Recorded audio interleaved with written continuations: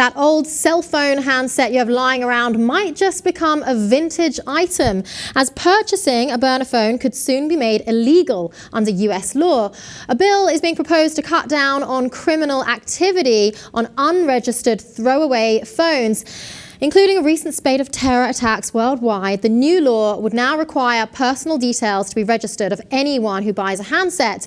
No more throwaway SIM cards. Congresswoman Jackie Speer, who proposed the bill, explained that we can't afford to take these kinds of risks. She said it's time to close this burner phone loophole for good. Well, I want to read you a full quote from Jackie Speer. She's the woman who has proposed this bill. Here's what she had to say over the reasons why we will no longer be able to buy SIM cards without registering ourselves to them and throwing them away pretty soon if this bill comes to pass. She said this bill would close one of the most significant gaps in our ability to track and prevent acts of terror, drug trafficking, and modern-day slavery. Well, The Wire, the TV show, it highlighted how easily criminals use cell phones that they can throw away, use them once, throw away. The problem is, though, it's not obviously just criminals that have reasons to want to use these kinds of things. When you're traveling, for example, and you don't want to rack up a huge phone bill, you might just want to buy a SIM card for a month, throw it away afterwards.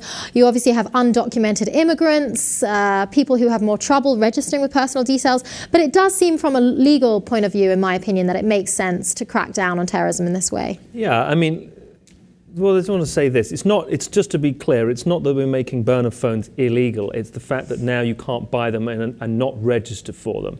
So they're increasing that type of administrative red tape.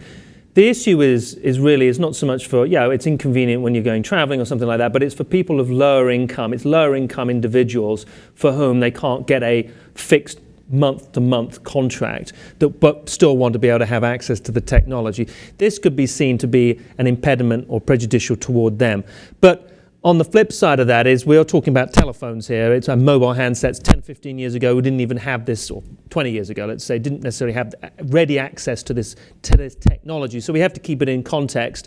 I have a lot of sympathy with the fact that we want to be able to register the telephones, register the handsets. So it's not just kind of, it's not anybody can have them, and then there is some regulation over them. But that being said, if it then gets to the point where it's going to be easier to buy a handgun than it is to buy a cell phone, then that's going to be a problem. Sure, and obviously this highlights where we are in terms of privacy, national security. The burner phone loophole, it made it far too easy for the 9/11 hijackers. It was also used in the Paris attacks, also used in the Times Square bombing, and obviously this new bill coming out is in light of the Brussels attacks last week. So the problem is that in this climate, you're going to see people losing out, undocumented immigrants for one, travelers who want to buy SIM cards for a month abroad and they don't have a registration in that country or whatnot. So you are going to see some people losing out, but unfortunately it's just a sign of what we're dealing with. Much of the debate around terrorism communication has recently been about encryption and obviously trying to find a way to unlock the San Bernardino phone attackers. But this is just one other loophole that now they are trying to close in order to crack down on terrorism. As you mentioned, though, it might end up being tougher to get a telephone in this country than a gun if certain laws go ahead. But burner phones, they may be banned from the US in terms of having an unregistered phone, but possibly something that's necessary to cut down on terrorism.